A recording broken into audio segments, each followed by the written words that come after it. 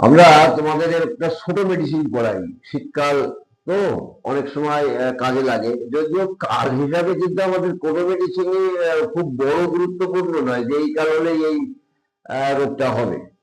তাহলে কিছু কিছু মেডিসিনের স্বভাব অনুযায়ী আবহাওয়ার সাথে নির্ভর করে কিছু কিছু মডালিটিস বা জেনারেটিস তৈরি হয়।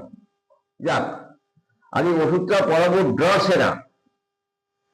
ড্রসেরা গভীর অ্যান্টিসোরিক এবং অ্যান্টি টিউবারকুলার রেমেডি। গভীর অ্যান্টিসোরিক এবং অ্যান্টি টিউবারকুলার রেমেডি ড্রসেরা। ড্রসেরা নিয়ে আলোচনা করতে গেলে আমরা প্রথমে দেখাবো যে ড্রসেরার এই স্বরযন্ত্র থেকে শুরু করে শ্বাসযন্ত্র, স্বরযন্ত্র থেকে শুরু করে শ্বাসযন্ত্র আক্রমণ করার একটা প্রবণতা রোগীদের মধ্যে লক্ষ্য করি, বা ড্রসেরা প্রয়োগ করতে গিয়ে দেখা গিয়েছে যে এই স্বরযন্ত্র এবং শ্বাসযন্ত্র আক্রমণ করার একটা ক্ষমতা ড্রসেরার মধ্যে আছে। তাই কি হলো? গভীর অ্যান্টিসোরিক এবং অ্যান্টি টিউবারকুলার মেডিসিন। ড্রসেরার যে সিমটমস গুলি তোমাদের প্রথমে বলে রাখি, একটা অনুভূতিমূলক সিমটমস আছে আর একটা হচ্ছে মডালিটিস সিমটমস। এই হেয়ার বৃদ্ধি অর্থাৎ মডালিটিস সিমটমসটা কিন্তু খুব গুরুত্বপূর্ণ, আর অনুভূতিমূলক সিমটমস গুলি তার পরবর্তীতে। কোন সিমটমস গুলি কেমন এটা খেয়াল রাখতে হবে। যদি আমরা এই সিমটমস গুলির গুরুত্বটা অনুভব না করতে পারি তাহলে অনেক সময় ওই কাশি হয়েছে ড্রসেরা দাও, কাশি হয়েছে ভেবনা খাওয়াও, কাশি হয়েছে স্পোলিয়া দাও, কাশি হয়েছে ইপিকার দাও, হেপারসালফার দাও, ক্যালিকার দাও।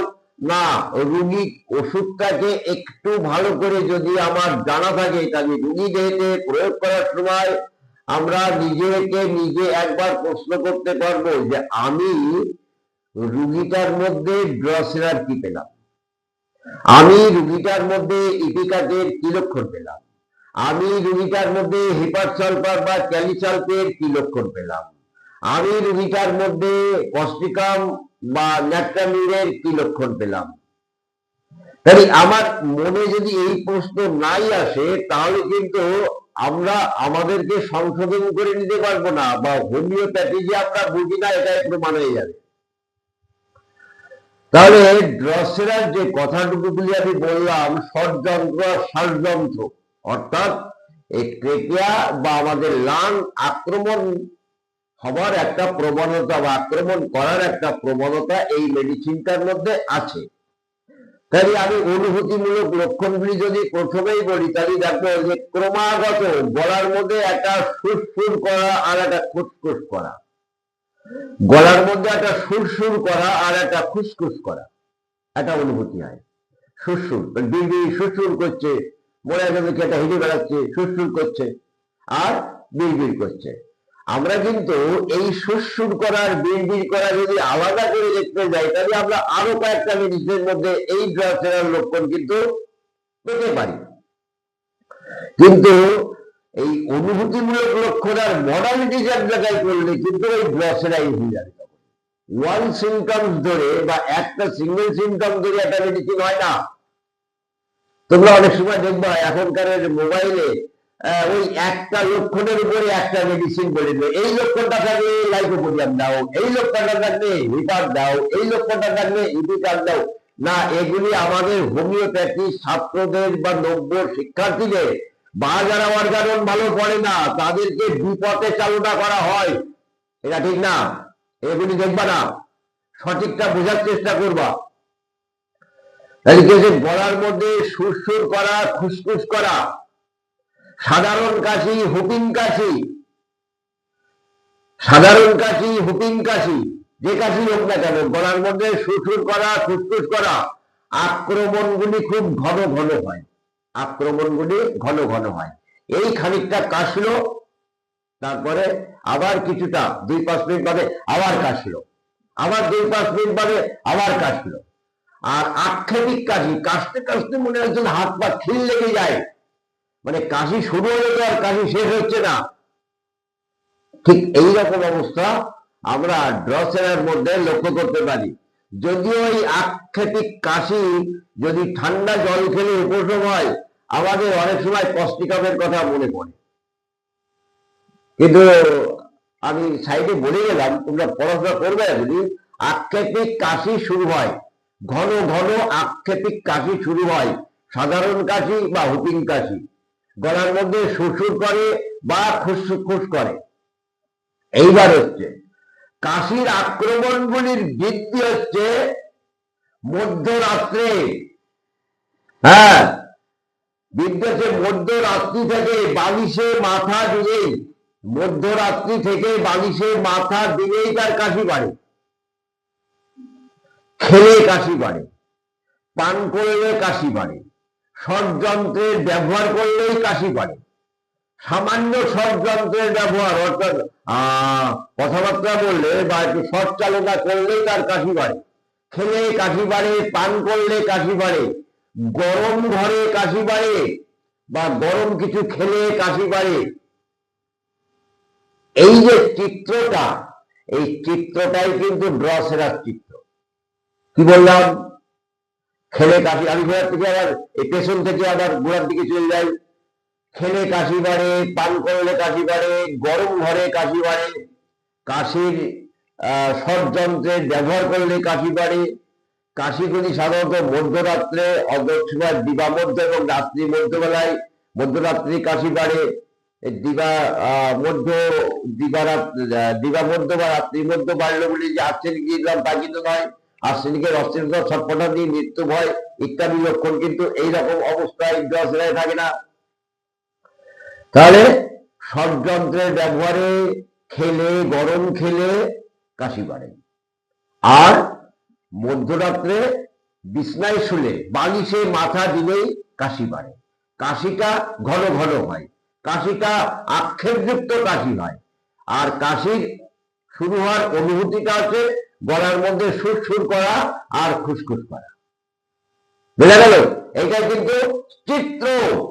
হুপিং কাশি, সাধারণ কাশি, জ্বরের সাথে কাশি, হাড়ের সাথে কাশি, কাশির পূর্বে বা কাশির পরে গলার মধ্যে সুরসুর অনুভূতি এবং কাশির হ্রাস বৃদ্ধি হওয়ার লক্ষণগুলি আমি বললাম, সুরসুর করা, খুসখুস করা, হাড়ের সাথে কাশি, জ্বরের সাথে কাশি, হাম জ্বর নাই হলো এমনি কাশি। কিন্তু মডালিটিস গুলি, হ্রাস বৃদ্ধি লক্ষণগুলি কিন্তু আমাদের খুব গুরুত্বপূর্ণভাবে উপলব্ধি করতে হবে। আর কাশির সামান্য শ্লেষ্মার নির্গমন হয়ে গেলে কিন্তু অনেকক্ষণ কাশি আর হয় না। কাশিটার কি? কাশিটা আদতে রোগীর মধ্যে যে কাশি হয়, কাশিটা কি? কাশিটা হচ্ছে গলার মধ্যে এক ধরনের ইরিটেশন হয়, অত্যানুভূতি সৃষ্টি হয়, খুসখুস করে, সুরসুর করে, একটা ইরিটেশন বা একটা প্রদাহের পূর্বাবস্থা তৈরি হয়, একটা কাশি হয়। আর একটা কাশি হয় ষড়যন্ত্রের মধ্যে মিউকাস জমে যায়, অর্থাৎ শ্লেষ্মা জমলে কাশি হয়। অর্থাৎ কাশিটা বের করে দেওয়ার প্রচেষ্টা, শ্বাসযন্ত্রে শ্লেষ্মা বের করে দেওয়ার প্রচেষ্টা, অর্থাৎ কাশি। বা গলার মধ্যে যে অস্বাভাবিক অনুভূতি হচ্ছে সেটাকে দমন করার জন্য কাশি। তাহলে কাশতে কাশতে দমবন্ধের ভাব, কাশতে কাশতে দমবন্ধের ভাব, আক্ষেপে যুক্ত অবস্থা, সামান্য শ্লেষ্মা উঠলেই কাশির উপশম হয়। কাশির বৃদ্ধি মধ্যরাত্রি থেকে শয়নের জন্য বালিশে মাথা দিয়ে, আমি আগে বলেছি, হাসলে বা ষড়যন্ত্রের ব্যবহারে, হাসলে, ষড়যন্ত্রের ব্যবহারে, সামান্য কিছু খেলে বা পান করলে কাশির বৃদ্ধি হয়। বারবার করে কিন্তু আমি এক কথাগুলি ঘুরিয়ে ঘুরিয়ে বলছি। কাশির উপশম খোলা বাতাসে, কোনোভাবে ষড়যন্ত্রের ব্যবহার না করলে, খোলা বাতাসে, মানে বাইরে গিয়ে ঠান্ডার মধ্যে হালকা হালকা করে হেঁটে বেড়াই তাহলে ভালো। আর ষড়যন্ত্রের ব্যবহার যদি না করে তাহলে একটু উপশম আমরা লক্ষ্য করতে পারি। বা কাশতে কাশতে বমি হয়ে গেলে বা শ্লেষ্মা নির্গমন হয়ে গেলে কাশি উপশম হয়। তাহলে খোলা বাতাসে যদি ঘুরে বেড়ায় তাহলে কাশির উপশম হয়। আর ষড়যন্ত্রের ব্যবহার না করলে কাশির উপশম হয়। আর কাশতে কাশতে বমি হয়ে গেলে বা খানিকটা শ্লেষটা নির্গমন হয়ে গেলে তাহলে কিছুটা কাশির উপশম হয়। আমরা এই ওষুধটা খুব বেশি মাত্রা ব্যবহার না করাই ভালো, সেটা কিন্তু জেমস টালার কেন বলছেন বেশি মাত্রায় ব্যবহার করার প্রয়োজন নেই। অনেকে ড্রসেরা শিশির মধ্যে গোলবিল ভরে দিয়ে দিল, রোজ 4 বার করে 5 বার করে খান। হ্যাঁ, তারা জানে না যে হোমিওপ্যাথি ওষুধ একটা অ্যাটমিক পাওয়ার থেকে মারাত্মক ক্ষতিকর। তার কারণ ওষুধ যে রোগ উৎপন্ন করতে পারে, ওষুধ যে ধ্বংস সাধন করতে পারে, সেটাই তার রোগ আরোগ্য করার ক্ষমতা। বেশি প্রয়োজন হয় না, 2-3টে ডোজ, 1-2টো ডোজ অ্যাপ্লাই করলেই তার মধ্যে বোঝা যাবে যে ওষুধের ক্রিয়া শুরু হলো কিনা, যদি উপকার হয় এবং সেকেন্ড প্রেসক্রিপশনে যদি বুঝি রোগীর পূর্বের দেওয়া মেডিসিনের ক্রিয়া শেষ হয়ে গেছে এবং এখনো সেই সিমটমস গুলি আসে, সেকেন্ড প্রেসক্রিপশন অনুযায়ী যেভাবে কেস রেকর্ড করে আমরা দ্বিতীয়বার মেডিসিন অ্যাপ্লাই করি, সেটা যদি আমরা বুঝি তাহলে দ্বিতীয়বার অ্যাপ্লাই দেবো। ওই পাইকারি হারে শিশির মধ্যে ওষুধ করে বলে দিলাম, 3 বার করে খান, 5 বার করে খান, 7 বার করে খান, 7 দিন খান, 7 দিন বাদে আসেন। তোমার নির্বাচিত ওষুধও যদি দেওয়া হয় তাহলেও কিন্তু রোগ আসবে, এটা কিন্তু খেয়াল রাখবা। ড্রসেরা বলছে অতি বেশি মাত্রায় ব্যবহার না করাই ভালো। আর সাধারণত 6-30-200-র মধ্যেই সীমাবদ্ধ থাকে, তার কারণ এর আর কোনো ধাতুগত লক্ষণ কিন্তু পূর্বের মধ্যে পাওয়া যায়নি। যাক, তাই আমি ড্রসেরা নিয়ে যা বললাম তাতে নিশ্চয়ই তোমাদের বোঝা গেল।